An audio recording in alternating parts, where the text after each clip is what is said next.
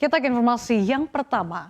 Menteri Pertahanan sekaligus Ketua Umum Partai Gerindra Prabowo Subianto bisa saja menjadi sosok yang paling kuat di Pilpres 2024. Pasalnya Prabowo baru saja mendapatkan dukungan politik dari dua partai besar di Indonesia yaitu Golkar dan Partai Amanat Nasional.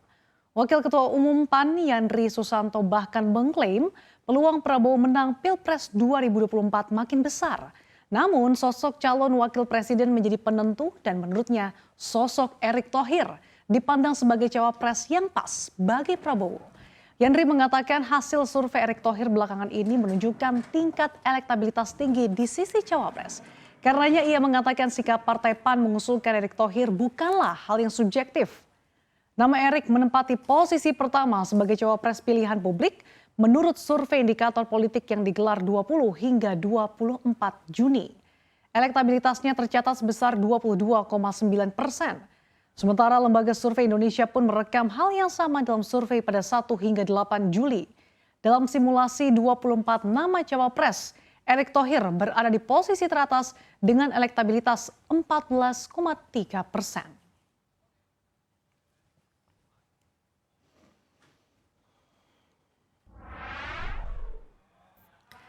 Kita ke informasi berikutnya.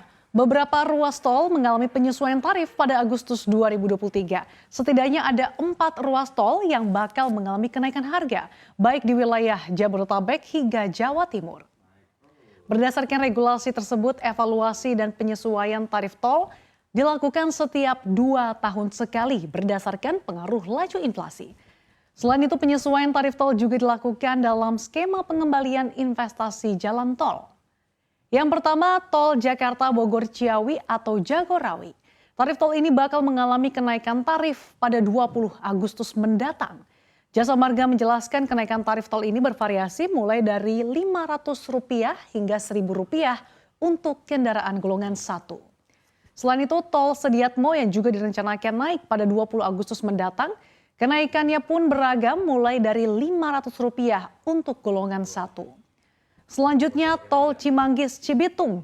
Ruas tol ini juga akan mengalami kenaikan tarif pada hari ini 18 Agustus, termasuk pemberlakuan tarif tol untuk skema 2A on-off, rem Jati Karya Simpang Susun Cikeas. Berikutnya, tol Ngawi-Kertosono. Penyesuaian tarif tol Ngawi-Kertosono diberlakukan pada 20 Agustus mendatang. Kenaikan tarif tol beragam mulai dari Rp4.000 hingga Rp15.000 untuk berbagai golongan.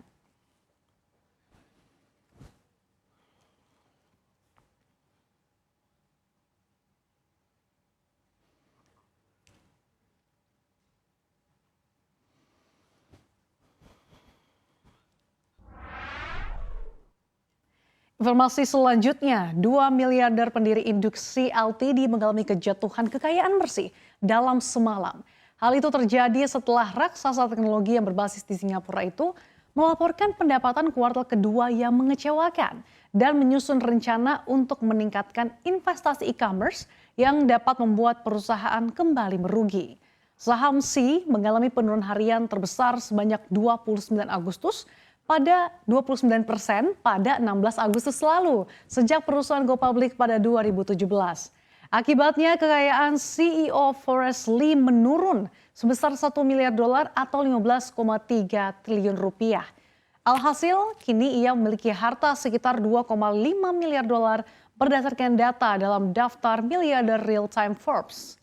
Sementara itu Chief Operating Officer CLTD Gang Ye kehilangan sekitar $565 juta atau sekitar 8,63 triliun rupiah dari penurunan saham.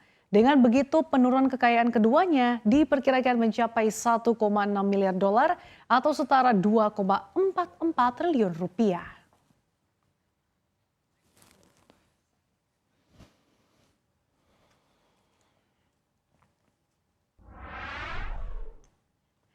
Kita ke informasi yang terakhir, Menteri PAN-RB Abdullah Azwar Anas memastikan tunjangan kinerja atau TUKIN ASN di sejumlah kementerian dan lembaga bakal naik tahun depan.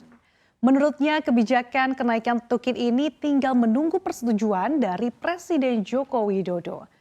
Adapun perubahan skema TUKIN ASN merupakan bagian dari rencana reformasi birokrasi. Adapun perihal besaran kenaikan, ia memastikan besarannya tidak akan sama. Lebih lanjut, ia mengatakan setiap kementerian lembaga ada yang naik 10% dan 20% berdasarkan target kinerja yang mereka miliki masing-masing.